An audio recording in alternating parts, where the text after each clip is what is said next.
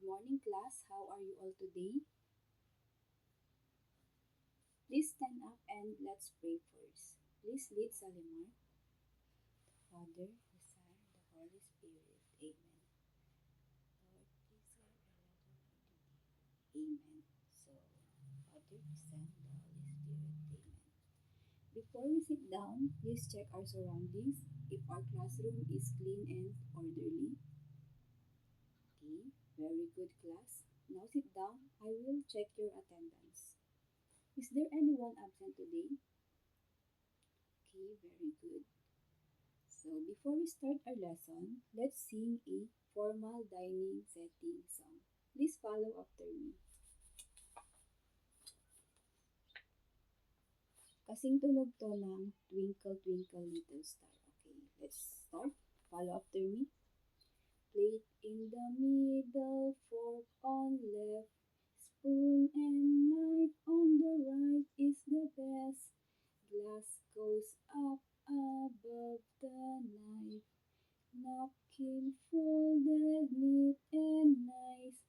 Formal setting we now know. Ready for the meal to go. Okay, very good. Now before we start our lesson, let's have a short review. Yesterday we learned about casual dining setup. So, what is casual dining setup again, class? Yes, Angeline? Very good. Casual dining setup is a simple and less formal arrangement. Now, we learn about formal dining table setup.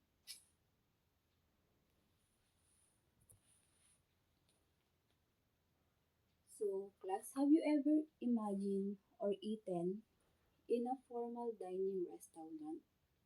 Would you know which utensils to use first? Okay, later we discover what is the meaning of outside in rule. Okay,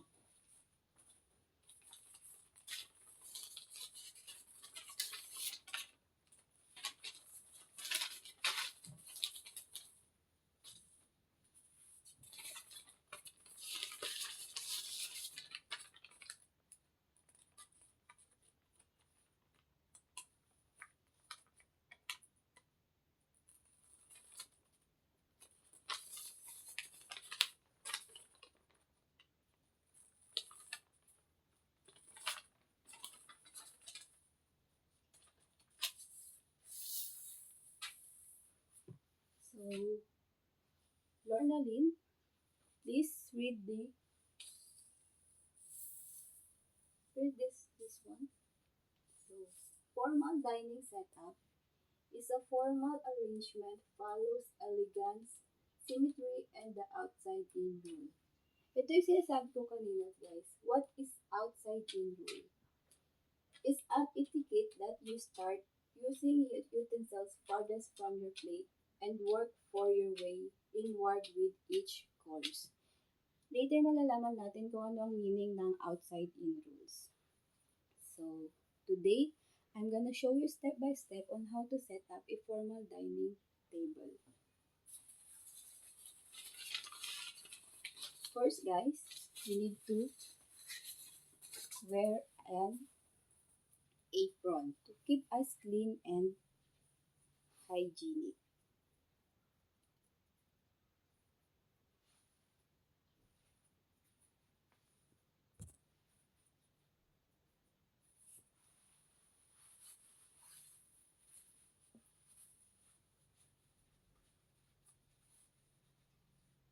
I will show you step by step using cutout pictures on the class. So, first, you need to spread the tablecloth.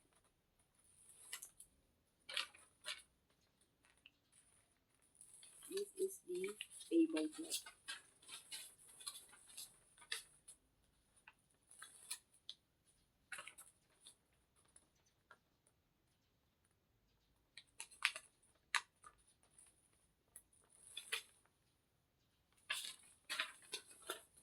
Dito na lang siya sa baba, guys.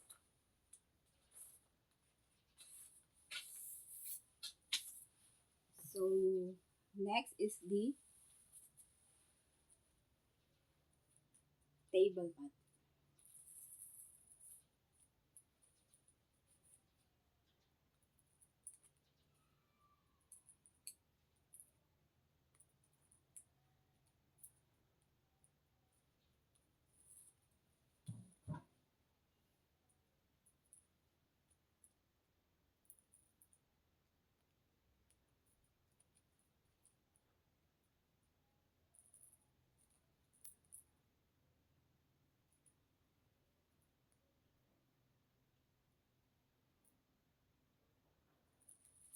Okay, place natin sa table mat sa center kung saan yung kumakain.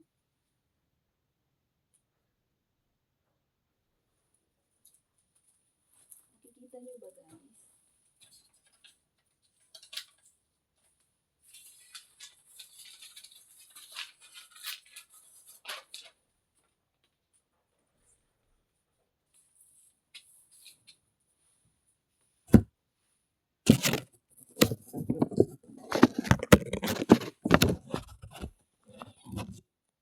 So, next is the charger plate. Charger plate is a big plate where we can put other plates on top.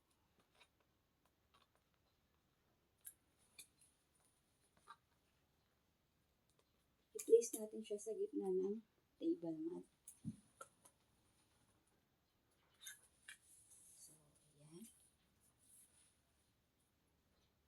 Next is the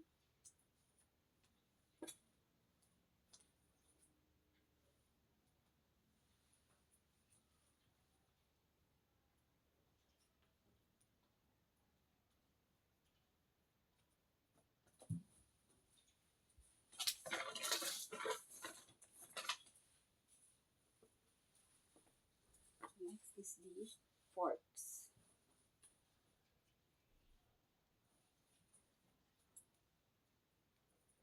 On the outside,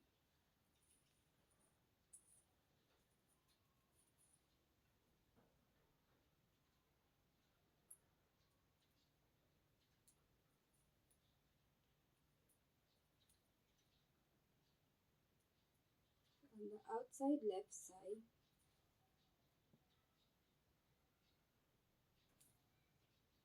on the outside left side is the dinner fork.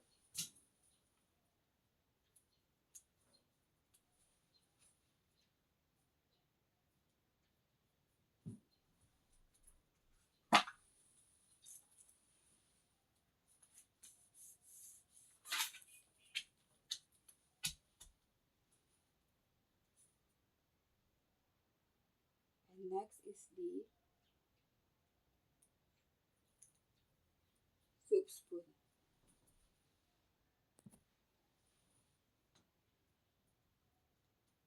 So, dito na natin makikita ang ibig sabihin ng outside-in rule, guys.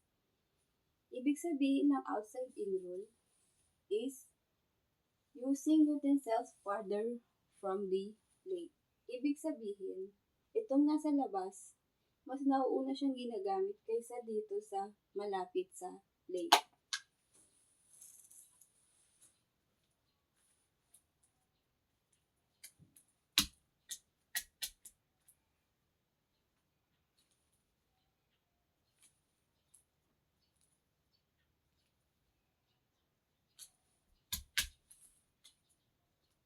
So, naintindihan ba, guys? Ang outside-in rule is mas nauuna natin ginagamit ang nasa labas papasok sa plate. Another example is the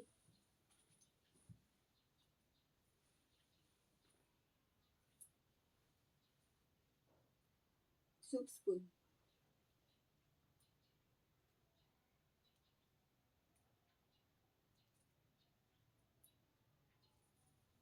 Soup spoon, ilalagay natin sa outer on the right side outside.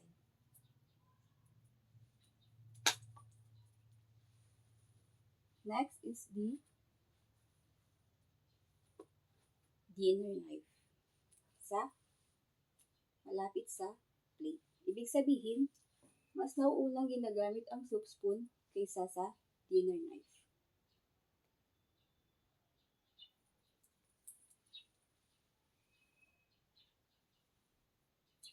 So, naintindihan na ba ang outside-in rule, guys?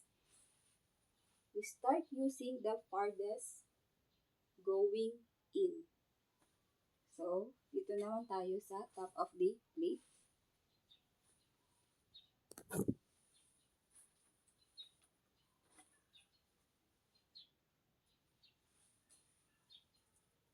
It's the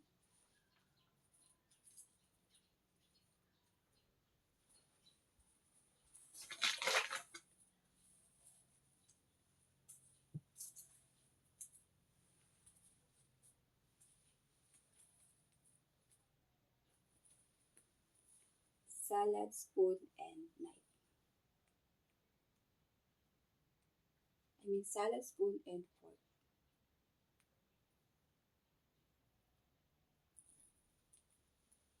So, dito siya sa taas.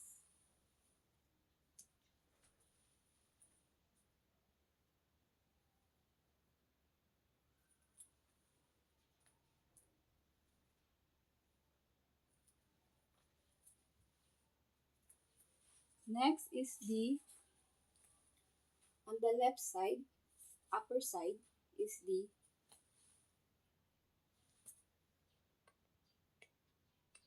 bread plate.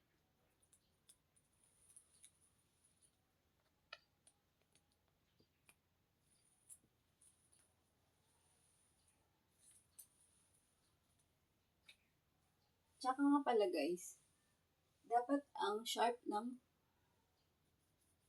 inyong knife ay going in sa plate. Next is the butter knife.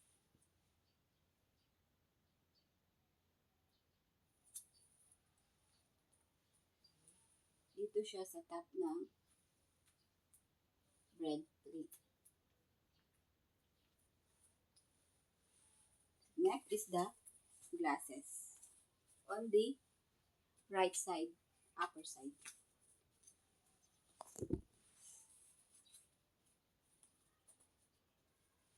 Palaging nauuna guys ang water goblet sa tapat ng dinner knife.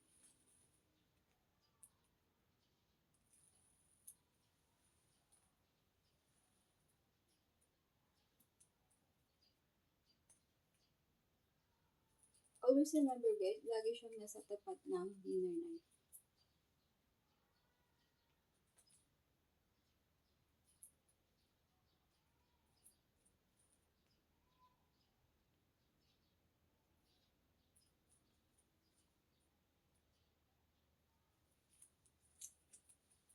So, dito siya sa tapat.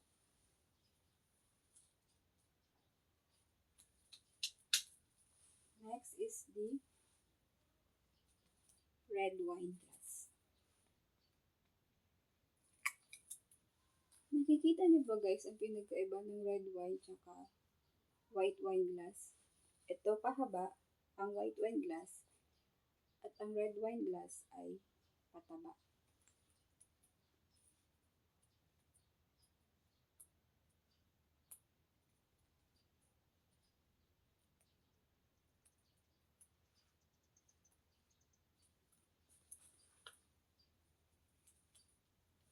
And the last one is the white wine glass.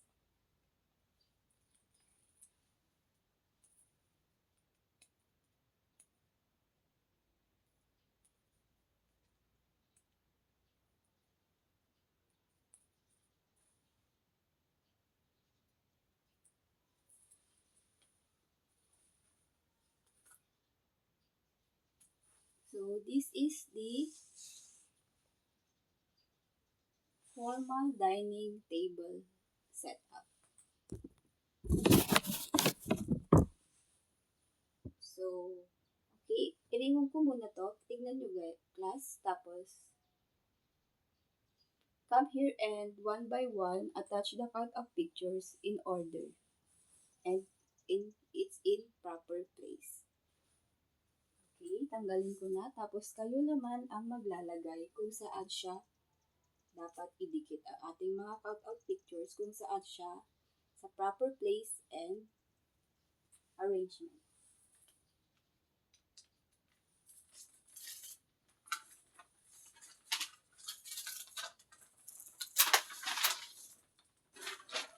So, let's start, guys.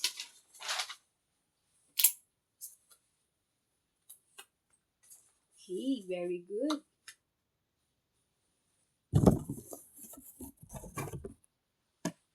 Now go to the front one by one.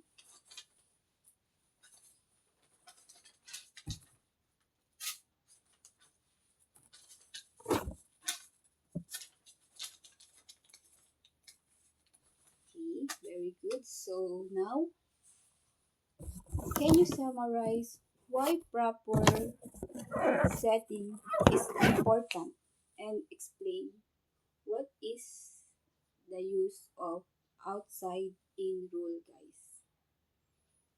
Yes, Chantal? Yes, very good. So now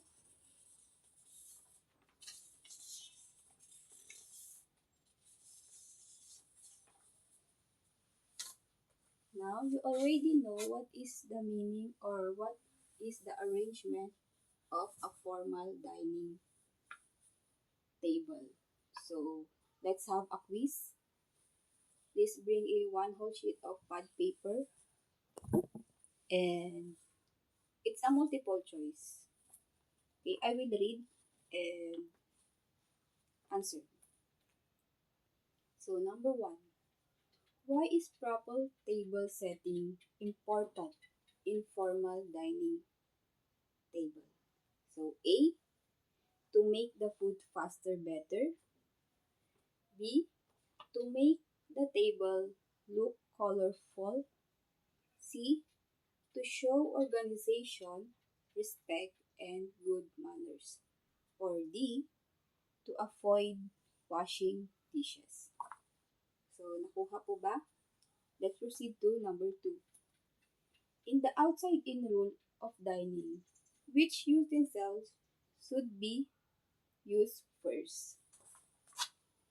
A, the one to the closest to the plate. B, the largest utensils. C, the one farthest from the plate. Or D, any utensils from the plate. So number 3, where is the bread plate usually placed in a formal dining setup? A, on the right side of the dinner plate. B, on the upper left side of the plate. C, directly below the dinner plate. Or D, above the dinner plate. Okay, number 4. Where should the water goblet be placed? Letter A, above the dinner knife to the right. B, above the fork to the left. C, beside the bread plate. D, in the center of the dinner plate. Okay, number 5. What is the purpose of the table napkin in formal dining? A, decoration only. B, to cover the plate before eating. C, to wipe the mouth and hands during the meal. Or D, to signal the waiter for the next course. So, okay. Now let's check. Exchange paper counterclockwise. Okay, 1, 2, 3, 4. Okay. Next, sagutin na natin number 1. Why is proper table setting important in formal dining? So, sino sasagot? Yes, Rhea. Very good. It's letter C. To show organization, respect, and good manners. So, number 2. In the outside-in rule of dining, which utensil should be used first? Yes, Salimar. Very good. Letter C. The one farthest from the plate. Number 3. Where is the bread plate usually placed in a formal dining setup? Yes, and it's letter E. Above the dinner knife to the right. So, number 5. What is the purpose of the table napkin in the dining? Yes?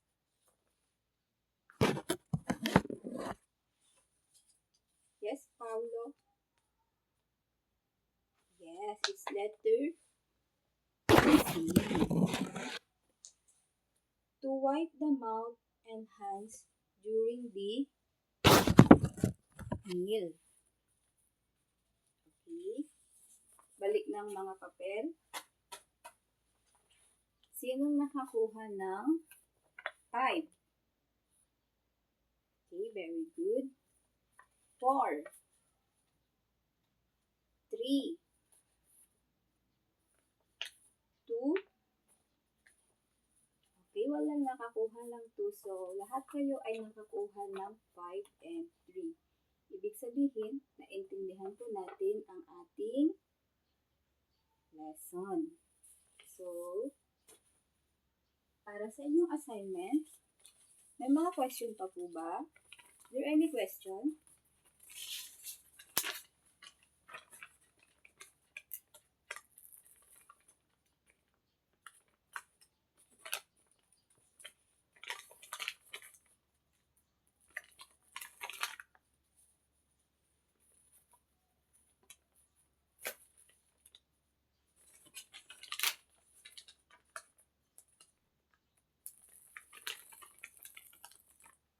So, para sa inyong assignment, so please read again what is the meaning of formal dining table or the formal dining setup. Para hindi natin makalimutan, is a formal arrangement follows elegance, symmetry, and the outside-in rule. And anong meaning ng outside-in rule? Outside-in rule is an etiquette that you start using utensils farthest from your plate and work your way inward with each course. Tulad ng kanina, mas nauunang ginagamit ang salad fork kaysa sa dinner fork, kaya mas nasa labas ang salad fork kaysa sa dinner fork kasi nahuhuling ginagamit ang dinner fork. Okay, for your assignment,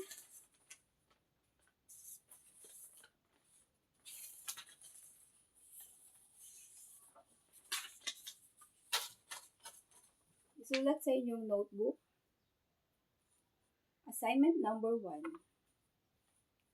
Write a short essay on why learning formal dining setup is important for students like me. So, ulitin ko. Write a short essay on why learning formal dining setup is important for students like me. Mga 2 paragraphs na essay. And number 2, practice at least 2 table folding designs at home and bring them to class for your presentation. Nakuha po ba? Okay, I'll repeat. Please or practice at least 2 table napkin folding design at home and bring them to class for your presentation. Okay, so nakuha po ba? That's all for today, class. May mga tanong pa po ba? Okay, very good. See you again tomorrow, class. Goodbye.